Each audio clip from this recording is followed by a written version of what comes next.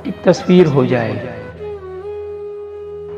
सरापा ख्वाब जैसा वो मेरे घर सामने आए, मेरी आंखों में फिर उसकी बस एक तस्वीर हो जाए,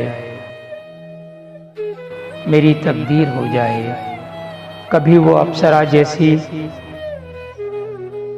कभी वो जलपरी जैसी, कभी वो फुलझड़ी जैसी, अदाएं दिल भरी ऐसी, कहूँ क्या उसके बारे में। मैं देखूं हर सितारे में वो जब आंखें झपकती है तो बिजली सी चमकती है। वो गेसू जब भी लहराए तो सावन फिर पलट आए। हंसे वो खिलखिला के तो उजाले फैल जाते हैं। गुलाबी पंखड़ी से लब वो अपने खोलती है जब, हजारों घंटियां सी फिर फिजा में बजने लगती हैं कि दुनियाए चमन में भी हंसी कलियां चटकती हैं। मधुर सी तान जैसी एक समात में उतरती है।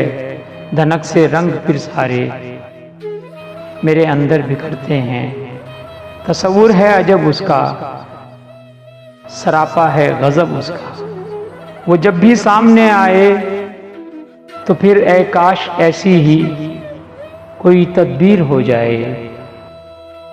मेरी आंखों में उसकी ही एक तस्वीर हो जाए, यही तकदीर हो जाए।